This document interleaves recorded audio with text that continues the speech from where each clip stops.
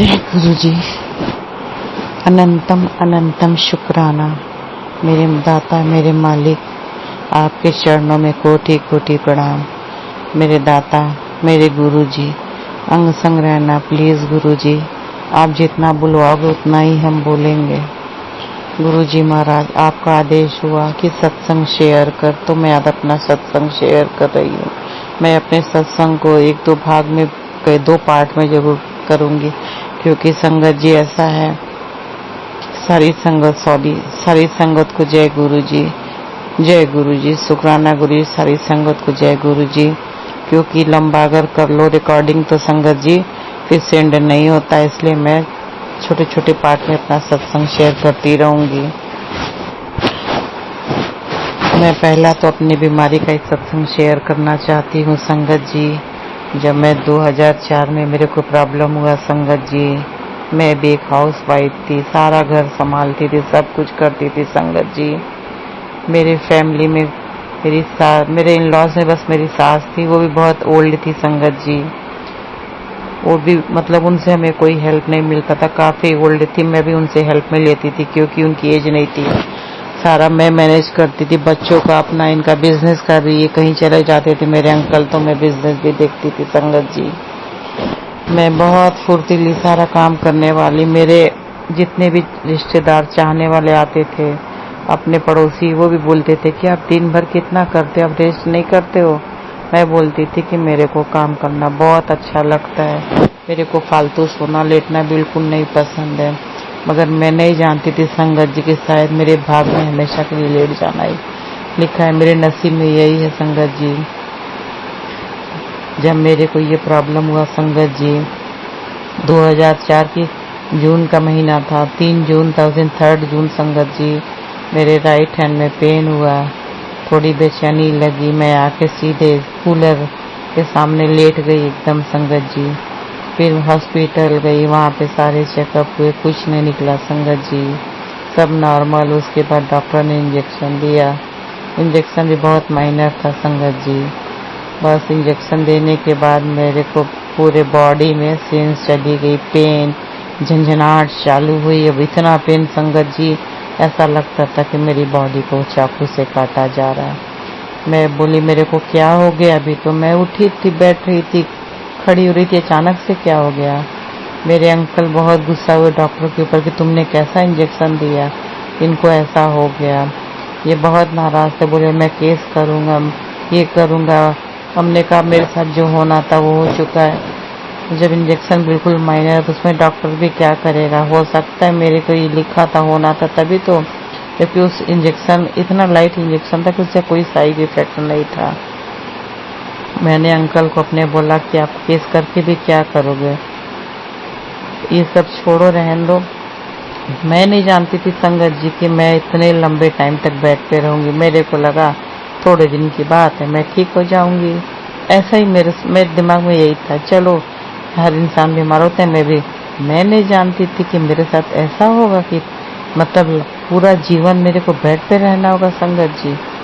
आज जो कंडीशन है, मतलब 20 साल हमने कैसे निकाला ये हम जानते हैं संगत जी। आप 20 दिन बेड पे लेट जाओ, आप परेशान हो जाओगे। मैं 20 साल से बेड पे हूँ, मेरा एक एक दिन कैसे निकलता है, एक दिन नहीं 1 साल, मतलब हर दिन 1 साल बराबर हम काटते हैं संगत जी। उसके बाद से बॉडी में सेंस नहीं, कुछ नहीं, बच्चों ने संभाला, सब किया संगत जी। मैं पहले वाले सत्संग में मैंने बताया ये सब बात।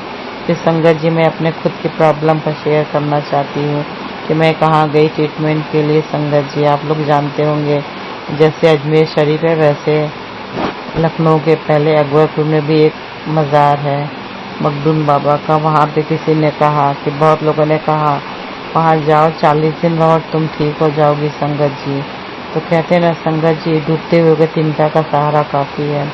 मेरी प्रॉब्लम, मेरी बीमारी को देखते हुए मुझे लगा कि शायद मैं ठीक हो जाऊंगी। मेरे अंकल इन सब चीज़ों पे भरोसा नहीं करते, वो सिर्फ दवा पे भरोसा करते हैं, बाकी किसी चीज़ पे यकीन नहीं उनको। यकीन तो हमको भी नहीं था संगत जी, मगर मैं जिस कंडीशन में थी और वहाँ के बारे में हर लोग बता रहे थे नहीं वहाँ पे हर लोग ठीक होते हैं, तो मैं अपने ठीक होने के लिए, मेरा बेटा भी नहीं मानता था, तो मेरा बेटा हमको ले गया। मेरे अंकल नहीं गए, बोले आप जाओ, हमको नहीं जाना है वहाँ पर, वहाँ बहुत बेकार है, ये है वो, मतलब उनको बिल्कुल पसंद नहीं था। वहाँ की 100 कमियाँ बताने लगे। हमने कहा कोई बात नहीं, अगर हम ठीक हो जाएंगे तो इससे बढ़ के मेरे लिए क्या है। तो मैं अपने ठीक होने के लिए वहाँ गई। वहाँ भी बहुत सारी समस्याएं होती थी संगत जी, मगर मैं वहाँ 3.5-4 महीने रही। लोगों ने कहा 40 दिन। मेरा बेटा हमको गोद में उठा के ले जाता था संगत जी। वहाँ जो नहाते हैं, जहाँ पे करीबन वो 3 फुट का ऊंचा दीवार था संगत जी। मेरा बेटा, मेरा वेट भी है, ऐसा नहीं कि मैं बहुत पतली दुबली, मेरी हाइट वेट है।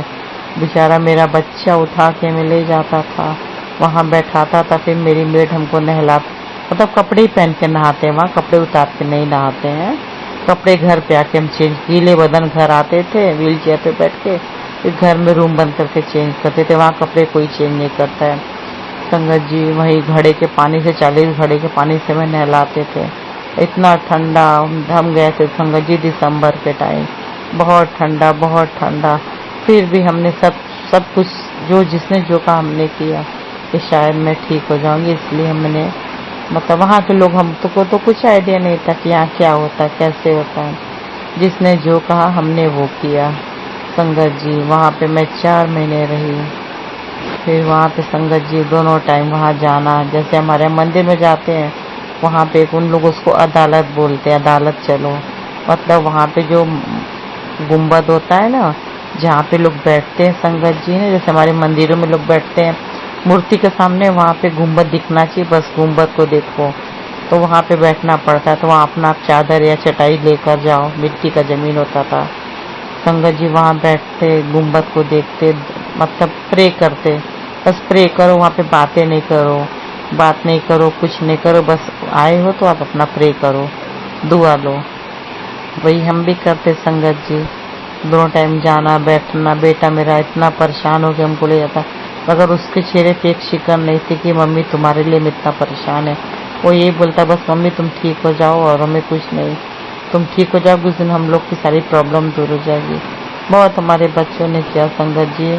हम अपने बच्चों को देखते थे उदास परेशान, तो हमारे आँख में हमेशा आंसू रहता था संगत जी बच्चों को देख के। आप यकीन मानो संगत जी, मेरी बड़ी बेटी 11th में थी, छोटी 8th में थी। कभी हमारी बेटी को हमने किचन में नहीं आने दिया। वो जब भी आती, मम्मी कुछ हमसे हेल्प ले लो, तुम सारे दिन काम करती रहती हो। सबकी मम्मी, हमारी फ्रेंड अपनी मम्मी के साथ काम करवाती हैं। बोले नहीं, बस हम हमेशा ही कहते ना, जब हमारी तबीयत खराब होगी ना, मैं बेड पे रहूंगी तो तुम लोग करना, बस मैं यही बोलती। मैं कभी अपने बेटी से किसी से काम नहीं करवाती, खुद करती। फिर संगत जी वहाँ पे हम 4 महीना रहे। फिर जब देखा कोई बॉडी में कोई फर्क नहीं, कुछ नहीं, फिर वहाँ के कुछ अच्छे पढ़े लिखे लोग थे संगत जी। कहते हैं ना, हर जगह अच्छे भी होते हैं, बुरे भी होते हैं। तो हम लोग को तो पहले पता नहीं था, हम तो भरोसा करते थे कि भगवान का है यहाँ पे, तो भाई मुस्लिम के भी है तो वो तो गॉड ही है। तो हम लोग तो उन पे पूरा भरोसा करते थे कि चलो भाई यहाँ पे जो करना है वही हम फॉलो करते गए।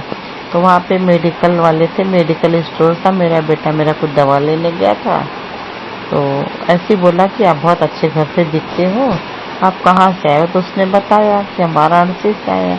तो बोला आप पढ़े लिखे दिखते हो, देखो आप यहाँ से चले जाओ, यहाँ कुछ होने को है नहीं। तो मेरे बेटे से पूछा अब यहाँ कितना दिन से आए हो। तो मेरा बेटा बोला कि हम लोग को 4 महीने होने को है। बोला आप लोग चले जाओ, यहाँ पे था, ऐसा था, ये सच है कि यहाँ पे कैसे भी मरी जाएंगे, 40वें दिन ठीक होकर जाएंगे, चाहे वो पैरालाइज हो, चाहे कोई भी बीमारी हो। मगर यहाँ पे बहुत गंदगी हो गई, यहाँ के लोग बहुत गंदे हो गए संगत जी। मुसलमानों में शराब को अच्छा नहीं मानते हैं, नहीं पीना चाहिए। तो ये पता लगा कि वहाँ पे लोग शराब पीते हैं, खराब हरकतें करते हैं। तो वही सब बताया मेरे को, मेरे बेटे को, यहाँ देखो यहाँ के लोग बहुत गंदे हो गए हैं, गलत हो गए, आप यहाँ से चले जाओ, आप बेकार का यहाँ परेशान हो गए। तो फिर संगत जी गर्मी का दिन भी आ गया था, अप्रैल, वहाँ पे बहुत गर्मी, पूरा खुला था ना, रूम के ऊपर छत रहता था, एकदम खुली हवा, गरम गरम। फिर भी हमें लगा शायद हम ठीक हो जाए। तो जब मेरा बेटा बताया कि ऐसे ऐसे मम्मी लोग बता रहे हैं, एक मेडिकल वाले ने बताया, बताओ क्या करें। तो हमने बोला फिर चलो यहाँ से। तो फिर संगत जी हम वापस आ गए बनारस। हमने गाड़ी ली रेंट की, वापस अपने घर आ गए हम। मेरे अंकल बोले कि गई थी तुम, रही क्या हुआ, तुम्हें आराम हुआ? मेरे अंकल बहुत नाराज हुए थे कि हमने मना किया था तुम लोग नहीं माने। हमने बोला कोई बात नहीं, मेरे जो नसीब में है वही तो हमें झेलना ही है।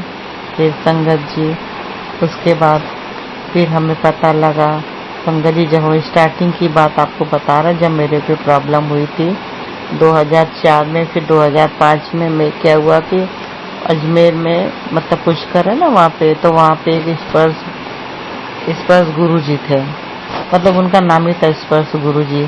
कहते थे कि वो जब पूजा से उठते हैं ना, कुछ जाप वाप करते हैं, कुछ बुक्स पढ़ते हैं, तो फिर जिसको पहले टच करेंगे उसके अंदर बहुत पावर आ जाती, ऐसा सुना था। तो बनारस में कई जगह वो आए, तो हम मतलब इनको पता लगा मेरे अंकल को कि ऐसे ऐसे होता है, तो आप अपनी मतलब हमारे जब हमको प्रॉब्लम हुआ ना संगत जी, तो सबको पता चल गया था कि उनकी मिसेस को ऐसा हो गया, ये हो गया, तो सब बताए कितने हमेशा इनको कोई ना कोई बताता था यहाँ ले जाओ बहुत फायदा होता है। तो हम वहाँ भी गए संगत जी उनके पास, जहाँ जहाँ वो जिस जिस जगह भी आते थे, जहाँ पे भी किसी गेस्ट हाउस में, किसी होटल में या किसी मंदिर में वो आते थे तो हम जाते थे संगत जी। बहुत परेशानी से जाना पड़ता था, अपने ठीक होने के लिए हम जाते थे संगत जी, मगर वही है ना कोई फर्क नहीं पड़ा। फिर पता लगा वो लखनऊ आए हैं स्पर्श गुरु जी, तो फिर हम लखनऊ गए गाड़ी से संगत जी, बाई रोड गए संगत जी। वहाँ पे 4 दिन हम रुके, और जहाँ पे वो रुके थे गोमती नगर था, और हम जिस गेस्ट हाउस में रुके थे वो काफ़ी दूर था। सुबह शाम हम 2 बार उनके पास आते संगत जी। वो मेरे को चलने को बोलते, मैं चल नहीं पाती, सपोर्ट से किसी तरह से 10 कदम चलती, पैर घसीट घसीट के, पैर में जख्म भी हो जाते थे संगत जी। इसी तरह से मैं चल के आती थी।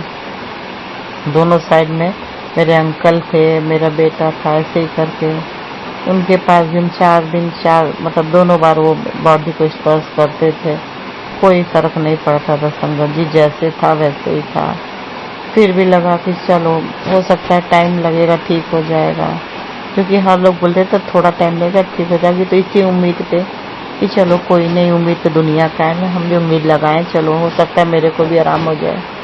फिर पता लगा कि पुष्कर जाओ, वहाँ पे वो जो पूजा करते जिसे जहाँ पे मतलब उनका जिस भगवान का है, जहाँ से मतलब उसको क्या पता है संगत जी, जैसे ना कि जहाँ पे उनका मंदिर का स्थापना है, वहाँ पे वो जब पूजा से उठते हैं ना, तो जो उनके सामने पहले आएगा उसके अंदर बहुत पावर आता है।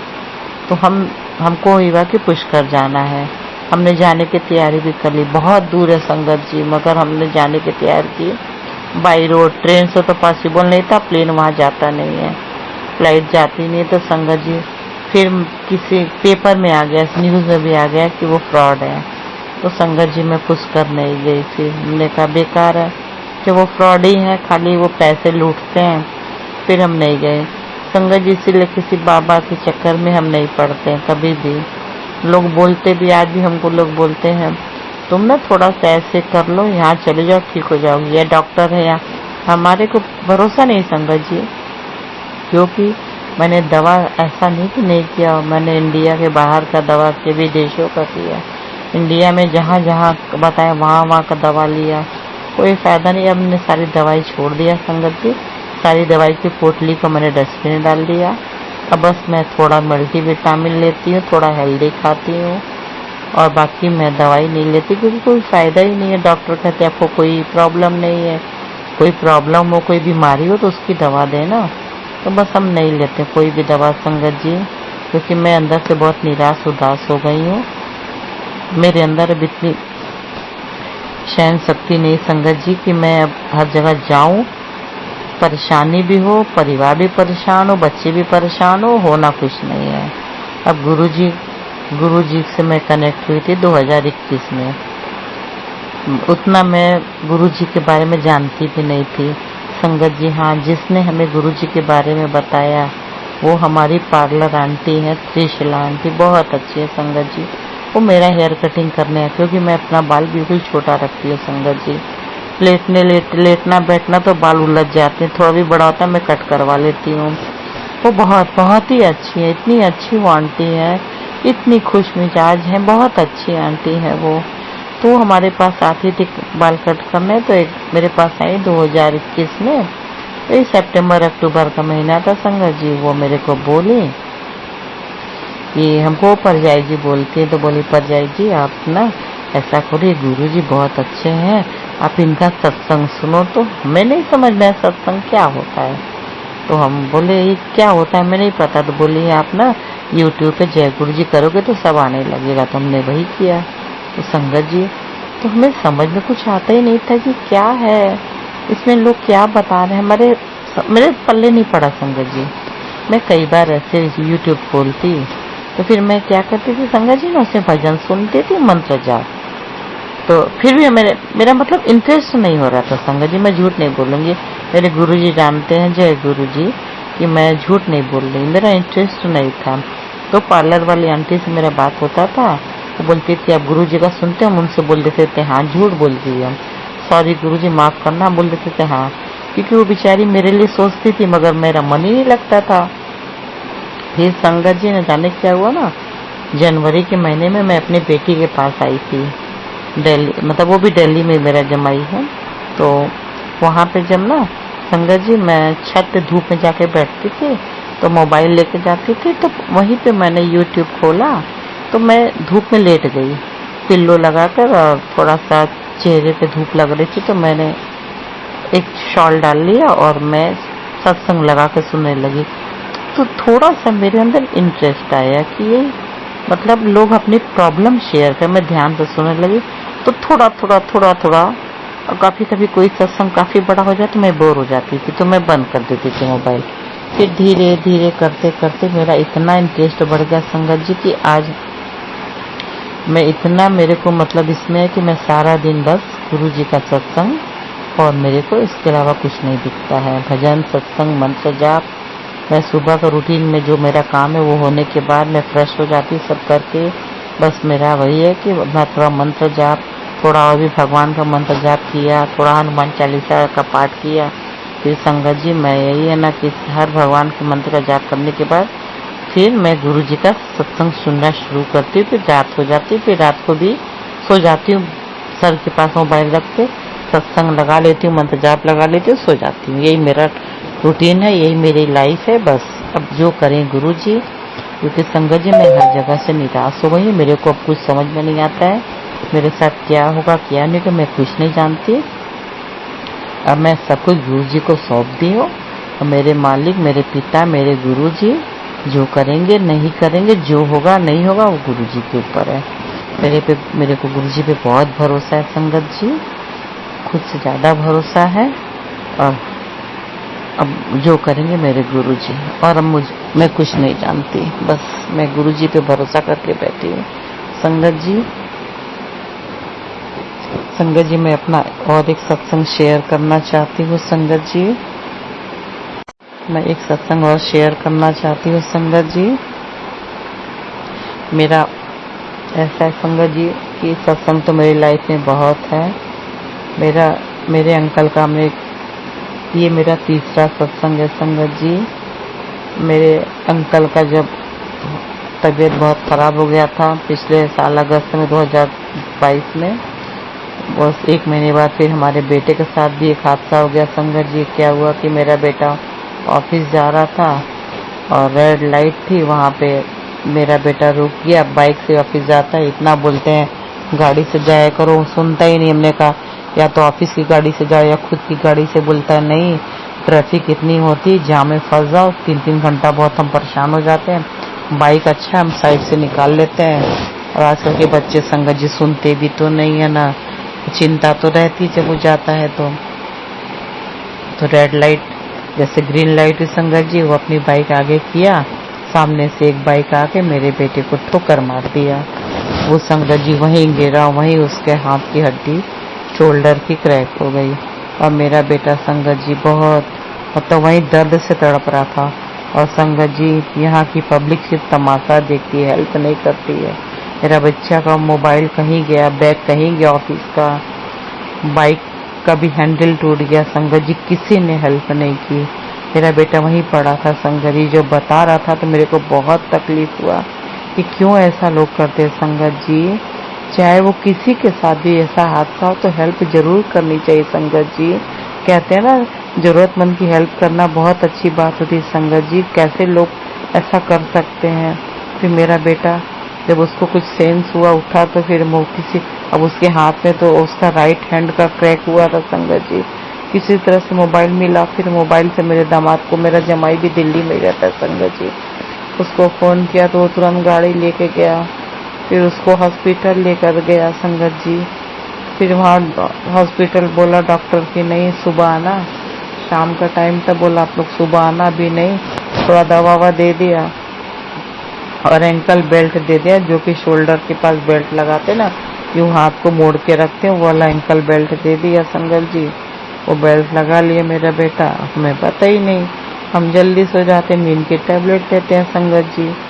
फिर क्या हुआ ना कि संगत जी, सुबह मेरी अब कितने मतलब मेरा सब आ रहे हैं घर में, मेरा बेटा आया, जमाई आया, मेरे अंकल, और हमें पता ही नहीं, मेरा दरवाजा बंद था। तो संगत जी ना, तो मेरी दाई जो सुबह आई ना, तो उसने बोला कि भैया को हाथ का हड्डी टूट गया। तो हमने बोला नहीं, तो वो तो ऑफिस से आके सोया होगा। बोली नहीं, हम तो बेचैन एकदम, अब तो हमें कुछ नहीं अच्छा लग रहा है। फिर मेरी बहू आई तो हमने उससे पूछा, तो बोली, आप पूछा कि क्या हो गया बेटे के लिए, तो बोला, बहू बोली कि हाँ आपको कौन बताया। हम बोले ये बताइए। तो बोल बहुत गुस्सा की कि क्यों बताए, इनको ये परेशान हो जाती हैं, हम लोग इनको हर चीज डायरेक्ट नहीं बताते हैं। अब संगत जी हम तो एकदम बेचैन, हमें कुछ अच्छा नहीं लग रहा है, मेरे बेटे को क्या हो गया संगत जी। संगत जी कहते हैं ना कि माँ का दिल ऐसा होता है संगत जी, खुद को झेल लो, मगर बच्चों को कुछ होता है तो नहीं झेल सकते हैं। अब हम अपने बेटे के लिए बहुत बेचैन तड़प रहे कि कैसे अपने बेटे को बस एक बार मैं देख लूं संगत जी। फिर जब सुबह डॉक्टर के जाने का टाइम हुआ, मेरे अंकल उसको लेके जाने लगे, तब हम उसको देखे। उसको देखकर संगत जी मेरे आंखों में एकदम आंसू आ गई, मगर मैंने अपने आंसू रोक लिया कि वो देखेगा तो परेशान हो जाएगा, नाराज होगा कि मम्मी तुम क्यों रो रही हो।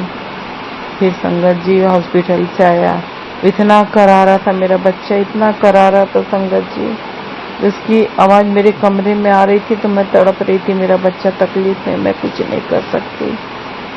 मेरी कभी कभी संगत जी ना, हमारी बेबसी लाचारी हमें बहुत तकलीफ दे देती है। मैं बहुत बेचैन किया जब अपने बेटे के पास जाकर उसकी कुछ हेल्प नहीं कर सकती। फिर हॉस्पिटल गया, डॉक्टर ने एक्सरे किया, पता लगा शोल्डर की हड्डी में फ्रैक्चर है, थोड़ा सा क्रैक है संगत जी। फिर बेल्ट लगा के रखा, दवाइयाँ चली, डॉक्टर ने बोला बिल्कुल आराम करना है, और जिस हाथ में जिस साइड फ्रैक्चर हुआ तो उस साइड करवट भी नहीं सोना है, सीधा सोना है, और राइट साइड लेफ्ट साइड सोना है। ऐसे ही करके वो 1 महीने था। फिर 1 महीने बाद संगत जी उसका जो है फिर एक्सरे हुआ तो हड्डी जुड़ गई थी, मगर डॉक्टर ने बोला काफी टाइम तक अब वेट नहीं उठाना। उस टाइम हमको पता लगा संगत जी कि आज मैं पैरालाइज हो गई, क्योंकि मेरा बेटा ही मेरा हाथ पैर था उठाना ले जाना। उसके बाद मैं इतना रोती थी कि मेरे बेटे को क्यों हो गया ऐसे, मेरे को हो जाता जो होना था। मैं बहुत रोई, बहुत रोती थी। अभी भी मैं अपने बेटे को संगत जी, क्योंकि मेरे बेटे को हमारे को उठा के ले जाने आने में, क्योंकि संगत जी मेरी हाइट है, वेट है, इसलिए संगत जी हम नहीं चाहते कि कुछ भी मेरे बेटे को या मेरे जमाई को, दोनों के बैक में प्रॉब्लम है, थोड़ा उनके बैक में हड्डी में गैसिंग आ गई है बैक के, इसलिए संगत जी डॉक्टर ने मना किया वेट के लिए। तो मना करते तुम लोग, हमें नहीं उठाई, इसलिए मैं कहीं जा नहीं सकती, क्योंकि संगत जी हमको ले जाने ले आने के लिए अगर ये लोग उठाते हैं, इनको प्रॉब्लम हो जाएगी, तो हम किसी हेल्पर को बुलाते हैं संगत जी। 2 हेल्पर आते, अगर कहीं बहुत जरूरी हुआ जाना हुआ तो हेल्पर लेके जाते हैं, लेके आते उनको अलग से पैसे देते हैं संगत जी। संगत जी जय गुरु जी, शुक्राना गुरु जी। संगत जी मेरे को गुरु जी का मैसेज फ्लैश हो रहा है कि बड़े मंदिर आ जाए एक बार पूरी है, मगर संगत जी बस वही है ना कि मेरे को कौन ले जाएगा, मैं कैसे जाऊंगी। अब गुरु जी महाराज मेरी प्रॉब्लम देखते हुए वही मेरी हेल्प करें, गुरु जी महाराज ही हमें ले चले बड़े मंदिर, क्योंकि मेरी हेल्प करने वाला, मेरे दोनों हेल्पर जो मेरे बच्चे, मेरा जमाई, इन लोगों के बैक में प्रॉब्लम हम नहीं चाहते मेरी वजह से इनको और प्रॉब्लम हो। मेरे को उठाने बैठाने में तो मेरे बेटे के साथ ऐसा हो गया, जमाई भी उठाता था, ऐसी बात है कि वो भी मेरा बहुत अच्छा बच्चा है, बहुत अच्छा जमाई है, ऐसा जमाई आज के टाइम में मिलना मुश्किल है संगत जी। मेरा बहुत बहुत अच्छा जमाई है संगत जी। वो भी अभी उसके पास जॉब नहीं संगत जी, वो पायलट है संगत जी। कोरोना के बाद से वो पायलट की पढ़ाई करके आया संगत जी, जैसे ही वैसे उसके बाद कोरोना आ गया संगत जी, जॉब नहीं मिला। उसके पास है, अभी तक उसके पास जॉब नहीं है। उसको देखकर भी बहुत हमें चिंता लगी रहती कि उसने अपना बिजनेस शुरू किया है किड्स का, ऑनलाइन कपड़ों का संगत जी। मगर वही है ना कि हम चाहते कि वो जॉब करे। अभी गुरुजी जो करेंगे, गुरुजी महाराज। बहुत अच्छा मेरा जमा है, उसको कोई टेंशन नहीं। वो कहता है कोई बात नहीं, अपना बिजनेस कर। अब गुरुजी महाराज उसके जॉब को गुरुजी महाराज जी देख लेंगे, क्या करना है क्या नहीं करना है गुरुजी जाने, वही जॉब लेस करेंगे, वही उसका बिजनेस संभाले। क्योंकि मेरा जमाई बहुत बहुत अच्छा है संगत जी, बहुत अच्छा जमाई है। मेरे दोनों जमाई बहुत अच्छे बहुत अच्छे बहुत अच्छे, बहुत खुश मिजाज है संगत जी। पंजाबी है मेरे जमाई, दोनों पंजाबी है संगत जी।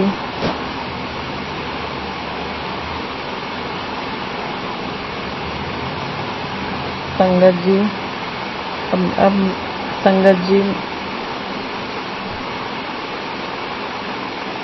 संगत जी मैं अपना एक सत्संग और शेयर करना चाहती हूँ संगत जी।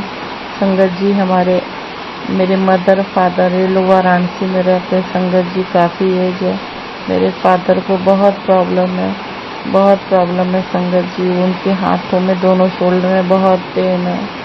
गुरुजी महाराज उनका तकलीफ दूर कर दें। मेरी उनसे बात होती है, वो बताते हैं बेटा मैं बहुत तकलीफ में हूँ, मेरे इतना ट्रीटमेंट किया, क्या नहीं किया, हर तरह का ट्रीटमेंट, हर तरह का एक्सरसाइज सब कुछ करवा ली, मगर उनका दोनों शोल्डर बहुत तकलीफ दे रहा है। उनका उठना बैठना बहुत मुश्किल हो गया है। उनकी तकलीफ देखी नहीं जाती संगत जी। बात करो तो उनकी आवाज़ में भी लगता है कि बहुत तकलीफ है संगत जी। बस गुरुजी महाराज उन दोनों को बिल्कुल ठीक रखे। मतलब उनको एज काफ़ी है, मेरे 88 के फादर होंगे, 84 के मदर। संगत जी जब जितने दिन की लाइफ है कम से कम संगत जी उनकी कष्ट तो दूर हो। अब गुरु जी महाराज मेरे फादर मदर को ब्लेस करें, उनका सारा कष्ट सारा तकलीफ दूर कर दें। क्योंकि उन लोग की कष्ट देखने में बहुत मतलब देखी नहीं जाती संगत जी। माँ बाप है ना, वो उनकी आवाज़ में इतना दर्द होता है ना कि जब बात करो ना। भी आज मैंने बात किया, पूछा कि कैसा पेन है, तो बताया बहुत ज़्यादा है, बहुत ज़्यादा। हम बहुत परेशान हो गए, अब तो ऐसा लगता है कि क्या कर रहे हैं। तो बोले कि कोई बात नहीं, आप टेंशन मतलब ठीक हो जाएगा। मगर संगत जी वो बहुत परेशान हो गए हैं। जितने दिन की लाइफ उनके पास है वो लोग ठीक ठाक रहे। बस हम यही चाहते हैं गुरु जी महाराज उन दोनों की हर कष्ट को, हर तकलीफ को दूर करें। मेरे पापा के शोल्डर का पेन बिल्कुल ठीक कर दें, ताकि लाइफ में जितना दिन का लाइफ है वो खुशी खुशी सुकून से रहें। बस संगत जी गुरु जी महाराज सबको ब्लेस करें, सबके परिवार में शांति दे, सुकून दे, खुशियाँ दे, सबके परिवार सब हेल्दी रहें, सबका कल्याण करें। मेरे परिवार में भी सुकून दे, शांति दे, कल्याण करें। सबके परिवार में पॉजिटिविटी दे, खुशियाँ दे। मेरे परिवार में पॉजिटिविटी दे, खुशियाँ दे। सब स्वस्थ रहे, सबके परिवार में हेल्दी रहे गुरु जी महाराज। आज के टाइम में सब संगत जी परेशान है, कोई भी नहीं है कि जिसको कोई समस्या ना हो। समस्या से पूरी दुनिया घिरी हुई है संगत जी, समस्या से। मगर आदमी समस्या के साथ जीने का आदी हो जाता है संगत जी। कभी कभी समस्या भी ऐसी आ जाती है कि उससे बाहर निकलना मुश्किल हो जाता है, जैसे मेरी लाइफ हो गई। मगर क्या कर सकते हैं संगत जी। आज मेरे को सत्संग शेयर करने के लिए मैसेज आया था, तो मैंने कहा आज मैं सत्संग जरूर शेयर करूँगी। मेरी डॉली आंटी का बहुत शुक्राना, मनोज अंकल का बहुत शुक्राना। इनकी हेल्प से ही मेरा सत्संग शेयर होता है। डॉली आंटी बहुत अच्छी है, बहुत अच्छी। वो गुरु जी का डेली मेरे को एक मैसेज मतलब देती है, यूट्यूब का कुछ न कुछ उनका सत्संग भेजती रहती है, मैं सुनती हूँ। बहुत अच्छी डॉली आंटी, इतने प्यार से बात करती है। जब भी मैं कॉल करती हूँ बड़े प्यार से बात करती हूँ। मनोज अंकल बहुत अच्छे हैं, हमने उनका नंबर यूट्यूब से निकाला था, फिर उन्होंने डॉली आंटी के बारे में बताया कि वही आपका सत्संग शेयर करेंगी। मैं भी उनका अपना सत्संग उनको सेंड करूँगी, फिर वो अपना शेयर करेंगे। अच्छी है, बहुत अच्छी है। गुरु जी उनको काफ़ी ब्लेस करें, सबको ब्लेस करें, सबको अच्छा हेल्थ दे, सबको सुकून दे, शांति दे। हमें भी गुरुजी महाराज हम यही चाहते हैं। गुरुजी महाराज या तो हमें हेल्थ मेरी ठीक कर दो, मुझे पैर दे दो, या तो हमेशा के लिए गहरी में सुला दो, क्योंकि मैं थक गई हूँ बिस्तर की लाइफ में। मेरे से नहीं रहा जाता है बिस्तर पे, मेरा एक दिन कैसे कटता है मैं जानती हूँ। बस गुरुजी महाराज कृपा करें, मेहर करें। संगत जी, अब मैं अपना सत्संग फिर कभी और शेयर करूंगी। मेरे पास कोई सत्संग आ जाएगा तो मैं जरूर शेयर करूंगी। फिलहाल अभी यही मैं अपना सत्संग वाणी को विराम देना चाहूंगी। मेरे गुरुजी महाराज के चरणों में कोटि कोटि प्रणाम, शेष नमन। भूल चूक माफ करना मेरे दाता मेरे मालिक। आपने जितना बुलवाया मैंने उतना बोला। सारी संगत को जय गुरु जी। भूल चूक माफ करना संगत जी। सत्संग करने में समझ में नहीं आता कहाँ से शुरू करूँ, कहाँ से खत्म करूँ, मगर अभी तो कुछ नहीं समझ में आ रहा, इसलिए मैं अपने वाणी को विराम देती हूँ। मैं गुरु जी का मंत्र जाप से सत्संग को पूरा करना चाहती हूँ। ओम नमः शिवाय, शिव जी सदा सहाय। ओम नमः शिवाय, गुरु जी सदा सहाय। ओम नमः शिवाय, शिव जी सदा सहाय। ओम नमः शिवाय, गुरु जी सदा सहाय। जय गुरु जी। शुक्राना गुरु जी। गुरु जी के चरणों में कोटि कोटि प्रणाम। अनंतम लख लख शुक्राना, अनंतम शुक्राना। सारी संगत को जय गुरु जी, जय गुरु जी। शुक्राना गुरु जी।